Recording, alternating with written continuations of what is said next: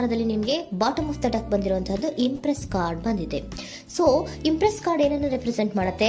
ಕೆಲವೊಂದು ರೀತಿಯ ನಿಮ್ಮ ಲವ್ ಲೈಫಿನ ವಿಚಾರದಲ್ಲಿ ಶಾಂತವಾಗಿರ್ಬೇಕು, ಸಮಾಧಾನವಾಗಿರ್ಬೇಕು, ಒಂದು ಪ್ರೀತಿ ಇರಬೇಕು ಅನ್ನುವಂತಹದ್ದು, ಮತ್ತೆ ಒಂದು ಸ್ಟೇಬಲ್ ಆಗಿರ್ಬೇಕು ಅನ್ನುವಂತಹ ರೀತಿಯಲ್ಲಿ ನೀವು ಆಲೋಚನೆಯನ್ನು ಮಾಡ್ತಾ ಇರುವಂತಹದ್ದು ಬಾಟಮ್ ಆಫ್ ದ ಡೆಕ್ ಅಲ್ಲಿ ರೆಪ್ರೆಸೆಂಟ್ ಆಗ್ತದೆ. ಲೈಫಿನ ವಿಚಾರದಲ್ಲಿ ನೀವು ಪಾಸ್ಟಿನಲ್ಲಿ ಕೆಲವೊಂದು ರೀತಿಯ ಕೆಲವೊಬ್ಬರಿಗೆ ಸೋಲ್ಮೇಟ್ ಕನೆಕ್ಷನ್ ಅನ್ನ ರೆಪ್ರೆಸೆಂಟ್ ಮಾಡ್ತಾ ಇದೆ ಕೆಲವೊಬ್ಬರಿಗೆ. ಓಕೆನಾ? ನಿಮ್ಮ ಪ್ರೀತಿಯಲ್ಲಿ ಒಂದು ರೀತಿಯ ಬಾಂಡೇಜ್ ಇರುವಂತಹದ್ದು ರೆಪ್ರೆಸೆಂಟ್ ಆಗ್ತಾ ಇದೆ.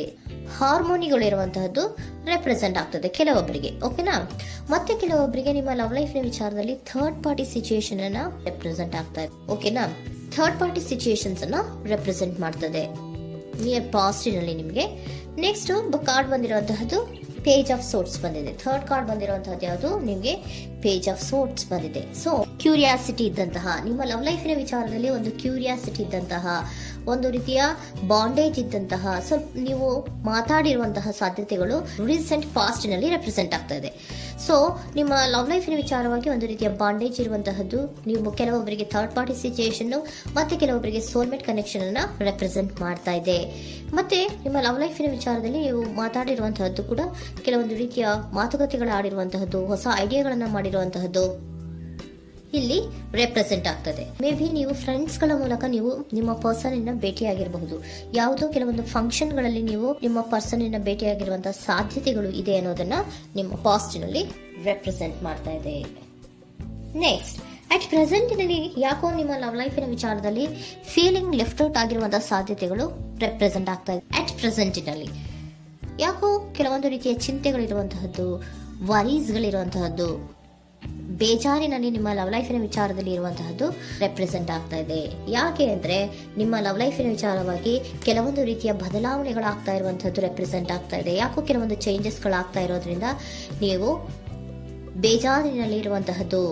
ನಿಮ್ಮ ಲವ್ ಲೈಫಿನ ವಿಚಾರವಾಗಿ ಯಾಕೋ ಪರಿಸ್ಥಿತಿಗಳು ಅಷ್ಟು ಚೆನ್ನಾಗಿಲ್ಲದೆ ಇರುವಂತಹದ್ದು ರೆಪ್ರೆಸೆಂಟ್ ಆಗ್ತಾ ಇದೆ. ಯಾಕೋ ಕೆಲವು ಬದಲಾವಣೆಗಳು, ಚೇಂಜಸ್ಗಳು ಆವಾಗಿಂದ ಆವಾಗಲೇ ಆಗ್ತಾ ಇರುವಂತಹದ್ರಿಂದ ನಿಮಗೆ ಬೇಜಾರಾಗಿರುವಂತಹದ್ದು ರೆಪ್ರೆಸೆಂಟ್ ಆಗ್ತಾ ಇರೋದು. ಮತ್ತೆ ಥರ್ಡ್ ಕಾರ್ಡ್ ಬಂದಿರುವಂತಹದ್ದು ಕ್ವೀನ್ ಆಫ್ ವ್ಯಾಂಡ್ಸ್ ಬಂದಿದೆ. ಸೊ ಕ್ವೀನ್ ಆಫ್ ವ್ಯಾಂಡ್ಸ್ ಏನಕ್ಕೆ ನಿಮಗೆ ಪದೇ ಪದೇ ಚೇಂಜಸ್ಗಳಾಗ್ತಾ ಇದೆ? ಆ ಚೇಂಜಸ್ಗಳಿಂದ ಯಾಕೋ ಕೆಲವೊಂದು ರೀತಿಯ ವೇರಿಯೇಷನ್ಗಳು ಆಗ್ತಾನೆ ಇರೋದ್ರಿಂದ ನಿಮಗೆ ಬೇಜಾರಾಗ್ತಾ ಇದೆ. ಸೊ ಅದಕ್ಕೋಸ್ಕರ ನೀವೇನ್ ಮಾಡ್ತೀರಾ? ಬಹಳ ಧೈರ್ಯವಾಗಿ ಕೆಲವೊಂದು ನಿರ್ಣಯಗಳನ್ನ ಮಾಡುವಂತಹ ಸಾಧ್ಯತೆಗಳು ಅಟ್ ಪ್ರೆಸೆಂಟ್ ನಲ್ಲಿ ರೆಪ್ರೆಸೆಂಟ್ ಆಗ್ತಾ ಇದೆ. ಬಹಳಷ್ಟು ಧೈರ್ಯದಿಂದ ಇಂಡಿಪೆಂಡೆಂಟ್ ಆಗಿ ಕೆಲವೊಂದು ನಿರ್ಣಯಗಳನ್ನ ಮಾಡಬೇಕು ಅನ್ನುವಂತಹ ಆಲೋಚನೆಗಳನ್ನ ಮಾಡ್ತಾ ಇರುವಂತಹದ್ದು ರೆಪ್ರೆಸೆಂಟ್ ಆಗ್ತಾ ಇದೆ. ಯಾಕೆ ಅಂದ್ರೆ ಆವಾಗಿಂದಾಗೆ ನಿಮ್ಮ ಲವ್ ಲೈಫಿನ ವಿಚಾರದಲ್ಲಿ ತುಂಬಾ ಏರುಪೇರುಗಳಾಗ್ತಾ ಇರೋದ್ರಿಂದ ಆ ವಿಚಾರದಲ್ಲಿ ಸ್ವಲ್ಪ ಬೇಜಾರುಗಳು ಇರುವಂತಹದ್ದು ರೆಪ್ರೆಸೆಂಟ್ ಆಗ್ತದೆ. ಇನ್ ಇಮಿಡಿಯೇಟ್ ಫ್ಯೂಚರಿನಲ್ಲಿ ಯಾಕೋ ನೀವು ಕೆಲವೊಂದು ವಿಚಾರಗಳಲ್ಲಿ ನೋಡಿ ಆತಂಕ ಪಡ್ತಾ ಇರುವಂತಹ, ಎಗೇನ್ ಬೇಜಾರನ್ನ ಪಡ್ತಾ ಇರುವಂತಹದ್ದು, ನಿದ್ರಾಹೀನತೆಯನ್ನ ಮಾಡ್ಕೋತಾ ಇರುವಂತಹದ್ದು, ಸ್ಟ್ರೆಸ್ಸಿನಲ್ಲಿ ಇರುವಂತಹದ್ದು ರೆಪ್ರೆಸೆಂಟ್ ಆಗ್ತಾ ಇದೆ. ಕೆಲವೊಂದು ನಿರ್ಣಯಗಳನ್ನು ತಗೊಳ್ಳುವಂತಹ ಸ್ಟ್ರೆಸ್ಗಳಲ್ಲಿ ಇರುವಂತಹದ್ದು ಕೆಲವೊಬ್ಬರಿಗೆ ಯಾಕೋ ಇಮಿಡಿಯೇಟ್ ಫ್ಯೂಚರ್ ನಲ್ಲಿ ಕೂಡ ರೆಪ್ರೆಸೆಂಟ್ ಆಗ್ತಾ ಇದೆ. ಆದ್ರೆ ಫ್ಯೂಚರ್ ನಲ್ಲಿ ನೀವು ಏನ್ ಮಾಡ್ಬೇಕಾಗಿತ್ತು? ಸೊ ಕ್ವಿಕ್ ಥಿಂಕಿಂಗ್ ಅನ್ನ ಮಾಡ್ಬೇಕಾಗಿತ್ತು. ಕೆಲವು ವಿಚಾರಗಳ ಬಗ್ಗೆ ನೀವು ಫೋಕಸ್ ಅನ್ನ ಮಾಡ್ಬೇಕಾಗಿತ್ತು. ಏನಾಗ್ತಾ ಇದೆ ನಮ್ಮ ಲವ್ ಲೈಫಿನ ವಿಚಾರದಲ್ಲಿ ಅನ್ನೋದನ್ನ ಫೋಕಸ್ ಅನ್ನ ಮಾಡಿದ್ರೆ ನಿಮ್ಮ ಲವ್ ಲೈಫಿನ ವಿಚಾರದಲ್ಲಿ ಕೆಲವೊಂದು ರೀತಿಯ ಫುಲ್ಫಿಲ್ಮೆಂಟ್ಗಳು, ಸಮಾಧಾನಗಳು, ಖುಷಿಗಳು ಇರುತ್ತೆ. ಯಾವಾಗ ನೀವು ಫೋಕಸ್ ಅನ್ನ ಮಾಡೋದಿಲ್ವೋ ಆಗ ನಿಮ್ಗೆ ಮತ್ತಷ್ಟು ಆತಂಕಗಳು, ಬೇಜಾರುಗಳು ಆಗುವಂತ ಸಾಧ್ಯತೆಗಳು ಇದೆ. ಇದು king of swords, nine of swords ಇನ ಕ್ಲಾರಿಫಿಕೇಶನ್ ಕಾರ್ಡ್ ಅಷ್ಟೇ. ಅಂದ್ರೆ ಏನು? ನೀವು ಕೆಲವೊಂದು ವಿಚಾರಗಳಲ್ಲಿ ಫೋಕಸ್ ಅನ್ನ ಮಾಡಬೇಕು. ಲವ್ ಲೈಫಿನ ವಿಚಾರಗಳಲ್ಲಿ ಫೋಕಸ್ ಅನ್ನ ಮಾಡಿ ಕೆಲವೊಂದು ರೀತಿಯ ಆಕ್ಷನ್ಸ್ ಗಳನ್ನ ತಗೊಂಡ್ರೆ ಫುಲ್ಫಿಲ್ಮೆಂಟ್ ಗಳಾಗುವಂತಹ, ಸಮಾಧಾನಗಳಾಗುವಂತಹ, ಖುಷಿಗಳಾಗುವಂತಹ ಸಾಧ್ಯತೆಗಳು ಇದೆ. ಕರೆಕ್ಟ್ ಆಗಿ ಮಾತಾಡಬೇಕು. ಏನ್ ಮಾತಾಡಬೇಕು ನಿಮ್ಮ ಲವ್ ಲೈಫಿನ ವಿಚಾರವಾಗಿ ಕರೆಕ್ಟ್ ಆಗಿ ಮಾತಾಡಿ ಕೆಲವೊಂದು ರೀತಿಯ ಕ್ಲಿಯರ್ ಥಿಂಕಿಂಗ್ ಅನ್ನ ಮಾಡಿ ಕ್ವಿಕ್ ಆಕ್ಷನ್ಸ್ ಅನ್ನ ತಗೊಳ್ಳುವಂತಹದ್ದು ರೆಪ್ರೆಸೆಂಟ್ ಆಗ್ತಾ ಇದೆ. ಓಕೆನಾ? ಇದಿಷ್ಟು ನಿಮ್ಮ ಕಾರ್ಡ್ಸ್ ನ ರೀಡಿಂಗು. ನೆಕ್ಸ್ಟ್, ಏಂಜಲ್ ಗೈಡೆನ್ಸ್ ನಿಮ್ಗೆ ಏನ್ ಹೇಳ್ತಾ ಇದ್ದಾರೆ ಅನ್ನೋದನ್ನ ನೋಡೋಣ. ನಿಮ್ಮ ಲವ್ ಲೈಫಿನ ವಿಚಾರವಾಗಿ ಏಂಜಲ್ ಗೈಡೆನ್ಸ್ ಏನ್ ಕೊಡ್ತಾ ಇದ್ದಾರೆ? ವೇಟ್ ಅಂತ ಹೇಳ್ತಾ ಇದ್ದಾರೆ. ಸ್ವಲ್ಪ ತಾಳ್ಮೆಯಿಂದ ಇರೋ. ಅವಸರದಲ್ಲಿ ಯಾವ ನಿರ್ಧಾರವನ್ನ ಕೂಡ ಮಾಡಬೇಡ ಅನ್ನೋದನ್ನ ಏಂಜಲ್ ಗೈಡೆನ್ಸ್ ಕೊಡ್ತಾ ಇದ್ದಾರೆ. It's up to you. ಇದು ಎಲ್ಲ ನಿನಗೆ ಬಿಟ್ಟಿರುವಂತಹದ್ದು. ಬೇಗ ಬೇಗ ಕೆಲವೊಂದು ನಿರ್ಧಾರಗಳನ್ನ ಕ್ವಿಕ್ ಥಿಂಕಿಂಗ್ ಅನ್ನ ಮಾಡಿದ್ರು ಕರೆಕ್ಟ್ ಆಗಿ ಕ್ಲಿಯರ್ ಥಿಂಕಿಂಗ್ ಅನ್ನ ಮಾಡಬೇಕು. ಸೊ ಕ್ಲಿಯರ್ ಥಿಂಕಿಂಗ್ ಅನ್ನ ಮಾಡೋದಕ್ಕೆ ಲವ್ ಲೈಫ್ ನ ವಿಚಾರವಾಗಿ ಸ್ವಲ್ಪ ಟೈಮು ಬೇಕಾಗುತ್ತೆ. ಅದಕ್ಕೋಸ್ಕರನೇ ಏಂಜಲ್ ಗೈಡೆನ್ಸ್ ನಿಮ್ಗೆ ಏನ್ ಕೊಡ್ತಾ ಇದಾರೆ, ಸ್ವಲ್ಪ ವೇಟ್ ಮಾಡಿ. ಇಟ್ಸ್ ಅಪ್ ಟು ಯು, ಇದು ನಿಮ್ಗೆ ಬಿಟ್ಟಿರುವಂತಹದ್ದು. ಪರ್ಫೆಕ್ಟ್ ಟೈಮಿಂಗ್, ಕೆಲವೊಂದು ವಿಚಾರಗಳಿಗೆ ಪರ್ಫೆಕ್ಟ್ ಟೈಮಿಂಗ್ ಅನ್ನೋದು ಅಥವಾ ಡಿವೈನ್ ಟೈಮಿಂಗ್ ಅನ್ನೋದು ಬರಬೇಕು. ಆಗ ಕೆಲವೊಂದು ನಿರ್ಣಯಗಳನ್ನ ಮಾಡಬಹುದು.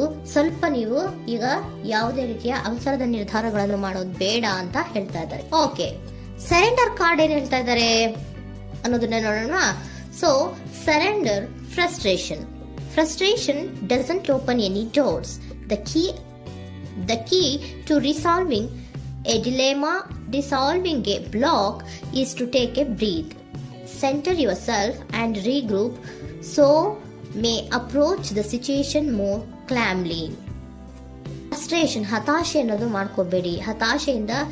ಹತಾಶೆ ಮಾಡ್ಕೊಳ್ಳೋದ್ರಿಂದ ನಿಮ್ಗೆ ಯಾವುದೇ ರೀತಿಯ ಹೊಸ ಐಡಿಯಾಗಳು ಬರಲ್ಲ, ಹೊಸ ಥಿಂಕಿಂಗ್ಗಳು ಬರಲ್ಲ, ಕ್ಲಿಯರ್ ಥಿಂಕಿಂಗ್ ಅನ್ನ ಮಾಡಕ್ಕೆ ಸಾಧ್ಯ ಆಗಲ್ಲ.